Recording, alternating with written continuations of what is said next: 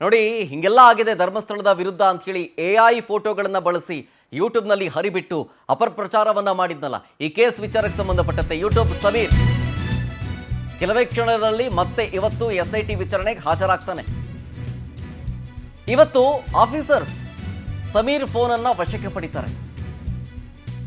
AI ಫೋಟೋಗಳನ್ನು ಬಳಸಿ ಯಾರೋ ಹೇಳಿದ್ರು ಅಂತೇಳಿ ಆ ಕಟ್ಟುಕತೆಯನ್ನು ನಂಬಿ ಜನರನ್ನು ಮೂರ್ಖರನ್ನಾಗಿ ಮಾಡಿ ರಕ್ತ ಕುದಿಯಲ್ವಾ ಅನ್ನೋ ರೀತಿಯಾಗಿ ಸಮಾಜದಲ್ಲಿ ಅಶಾಂತಿ ಸೃಷ್ಟಿ ಮಾಡೋದರ ಜೊತೆಗೆ ಪ್ರೇರೇಪಿಸಿದ್ದು.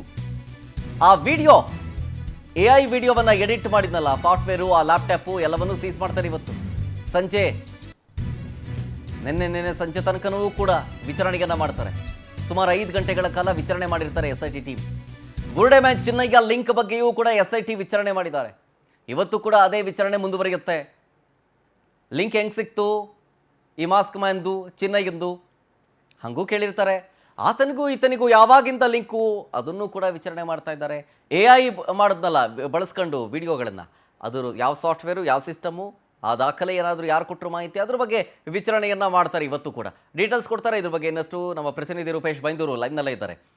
ರೂಪೇಶ್, ಇವತ್ತು ಮತ್ತೆ ಯೂಟ್ಯೂಬರ್ ಸಮೀರ್ SIT ಅಧಿಕಾರಿಗಳ ಮುಂದೆ ಎಷ್ಟೊತ್ತಿಗೆ ಹಾಜರಾಗ್ತಾನೆ, ಜೊತೆಗೆ ಇವತ್ತಿನ ವಿಚಾರಣೆಯ ಹೈಲೈಟ್ಸ್ ಏನಿದೆ? ಶರತ್, ಇವತ್ತು ಸಮೀರ್ಗೆ ವಿಚಾರಣೆಗೆ ಹಾಜರಾಗೈತೆ ನೋಟಿಸನ್ನು ಕೊಟ್ಟಿದ್ದಾರೆ. 10 ಗಂಟೆಗೆ ವಿಚಾರಣೆ ಹಾಜರಾಗುವ ಅಂತ ಹೇಳಿದ್ದಾರೆ. 11:15 ಬರ್ಬೋದು ಅನ್ನೋಂಥದ್ದು ನಿರೀಕ್ಷೆ. ಹೀಗಾಗಿ 11:15 ಬರ್ತಾನೆ, 11:45 ಅಷ್ಟೊತ್ತಿಗೆ ಬರ್ಬೋದು ಅನ್ನೋಂಥದ್ದು ನಿರೀಕ್ಷೆ ಇದೆ. ಹೀಗಾಗಿ ನಿನ್ನೆ ಒಂದಿಷ್ಟು ಸಮಗ್ರ ವಿಚಾರಣೆ ಮಾಡಿದ್ರು. ಯಾಕಂತ ಹೇಳಿದ್ರೆ ಒಟ್ಟಾರೆ 5 ಗಂಟೆಯಲ್ಲಿ 45 ಪ್ರಶ್ನೆಗಳನ್ನು ಕೇಳಿದ್ದಾರೆ. ಯಾಕಂತ ಹೇಳಿದ್ರೆ ಪ್ರತಿಯೊಂದಕ್ಕೂ ಕೂಡ ಪ್ರಶ್ನೆಗಳನ್ನು ಕೇಳಿ ಆತನಂತಹ ದಾಖಲೆಗಳನ್ನು ಪರಿಶೀಲನೆ ಮಾಡಿದ್ದಾರೆ. ಆದರೆ ಆತನ ದಾಖಲೆಗಳು ಯಾವುದೂ ಕೂಡ ಸಮಂಜಸವಾಗಿಲ್ಲ. ಜನರಲ್ ಶಾರ್ಟ್ಸ್ ಆಗ ಸ್ಕ್ರೀನ್ ಶಾಟ್ಗಳಿತ್ತು, ಒಂದಿಷ್ಟು ಏನು ಗೂಗಲ್ನಲ್ಲಿ ಏನಿತ್ತು ಯಾವುದೇ ಮಾಹಿತಿಗಳನ್ನು ತಂದು ಬಿಟ್ಟರೆ ಸಪ್ರೇಟ್ ಆಗಿ ಏನೋ FIR ಕಾಪಿ ಆಗಿತ್ತು. ಈ ಪ್ರಕರಣ ಸಂಬಂಧಪಟ್ಟ ಈ ದಾಖಲೆ ಇಟ್ಟಿದ್ದೀನಿ, ಈ ಮಾತುಗೆ ಸಂಬಂಧಪಟ್ಟ ಈ ದಾಖಲೆ ಇಟ್ಟಿಕೊಂಡಿದ್ದೀನಿ ಅಂತೇಳಿ ಏನಿಲ್ಲ. ಹೀಗಾಗಿ ಸಮಗ್ರವಾಗಿ ಪ್ರಶ್ನೆಯನ್ನು ಕೇಳಿದ್ದಾರೆ. ಈ ವಿಡಿಯೋ ಎಡಿಟಿಂಗ್ ಮಾಡಿದ್ದರಿಂದ ಎಲ್ಲಿಂದ ಹಿಡಿದು ಯಾಕೆ ಅಪ್ಲೋಡ್ ಮಾಡಿದೆ, ಯಾರು ಹೇಳಿದ್ರು ಅಪ್ಲೋಡ್ ಮಾಡಲಿಕ್ಕೆ, ಧರ್ಮಸ್ಥಳದ ವಿರುದ್ಧನೇ ಸುದ್ದಿ ಈ ಒಂದು AI ವಿಡಿಯೋ ಸೃಷ್ಟಿ ಮಾಡಲಿಕ್ಕೆ ಕಾರಣಗಳೇನು, ಯಾವ ರೀತಿ ಷಡ್ಯಂತ್ರ ಆಯಿತು, ಯಾರ್ಯಾರು ಫಂಡಿಂಗ್ ಮಾಡಿದ್ರು, ಏನು ಎಲ್ಲ ವಿಚಾರವನ್ನು ಕೇಳಿದ್ದಾರೆ. ಅದೇ ರೀತಿ ಲ್ಯಾಪ್ಟಾಪ್ ಕೊಡ್ಲಿಕ್ಕೆ ಹೇಳಿದ್ರು, ಅದೇ ರೀತಿ ಮೊಬೈಲನ್ನು ಕೂಡ ಕೊಡ್ಲಿಕ್ಕೆ ಹೇಳಿದ್ರು. ಇವತ್ತು ಮೊಬೈಲ್ ಕೊಡ್ತೀನಿ ಅಂತೇಳಿ ಹೇಳಿದ್ದ. ಹೀಗಾಗಿ ಮೊಬೈಲ್ ಲ್ಯಾಪ್ಟಾಪ್ ಸಮೇತವಾಗಿ ಇವತ್ತು ಬರ್ತಾನೆ. ಅದೇ ರೀತಿ ಸಮಗ್ರ ವಿಚಾರಣೆ ಮಾಡಿ ಒಂದಿಷ್ಟು ಫ್ಯಾಕ್ಟ್ ಅನ್ನು ಕೂಡ ಫೈಂಡಿಂಗ್ ಮಾಡಿದ್ರೆ. ಯಾಕಂತ ಹೇಳಿದ್ರೆ ಈತನ ವಿರುದ್ಧ ಷಡ್ಯಂತ್ರ ಮಾಡುವಂತ ಆರೋಪಗಳಿದೆ. ಹೀಗಾಗಿ ಷಡ್ಯಂತ್ರ ಮಾಡಿದ ನಿಜಕ್ಕೂ ಕೂಡ ಹೌದಾ, ಈತ ಆ ಆರೋಪದ ಭಾಗ ಹೌದಾ ಅಂತೇಳಿ. ಯಾಕಂತ SIT ತನಿಖೆ ನಡೆಸಿದ್ದು ಕೂಡ ಅದೇ ಆರೋಪ, ಬುರುಡೆ ಆರೋಪ. ಬುರುಡೆ ಕೇಸ್ಗೂ ಈತನ ಕೇಸ್ಗೂ ಲಿಂಕ್ ಇದೆಯಾ, ಸಮೀರ್ಗೆ ವಿಚಾರ ಗೊತ್ತಿದೆಯಾ, ಷಡ್ಯಂತ್ರ ಒಂದು ಭಾಗ ಆದರೆ ಬುರುಡೆ ಕೇಸ್ ಕೂಡ ಗೊತ್ತಿರುತ್ತೆ. ಹೀಗಾಗಿ ಈ ಪ್ರಕರಣ ಸಂಬಂಧಪಟ್ಟದ್ದು ಏನೇನು ಆತ ಹೇಳ್ತಾನೆ ಎಲ್ಲವನ್ನೂ ಕೂಡ ರಿಜಿಸ್ಟರ್ ಮಾಡ್ಕೊಂಡಿದ್ದಾರೆ. ಹೀಗಾಗಿ ಇವತ್ತು ಫರ್ದರ್ ಇನ್ವೆಸ್ಟಿಗೇಷನ್ ಮಾಡ್ತಾರೆ, ಮತ್ತಷ್ಟು ಡೀಪ್ ಆಗಿ ಇನ್ವೆಸ್ಟಿಗೇಷನ್ ಮಾಡ್ತಾರೆ.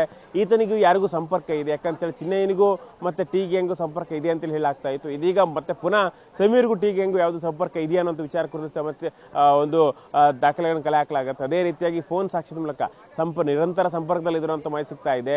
ಉಳ್ಕೊಂಡಿದ್ದು ಕೂಡ ಅವ್ರದೇ ಮನೆಯಲ್ಲಿ ಅಂತ ವಿಚಾರ ಬೆಳಕಿಗೆ ಬರ್ತಾ ಇದೆ.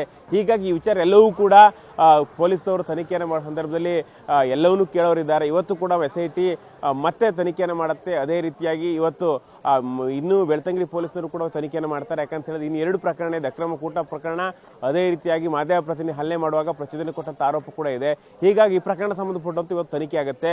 ಆ ಪ್ರಕರಣ 2 ಪ್ರಕರಣ ಸಂಬಂಧಪಟ್ಟಂತೆ ಯಾವುದೇ ರೀತಿ ಜಾಮೀನನ್ನು ತೆಗೆದುಕೊಂಡಿಲ್ಲ.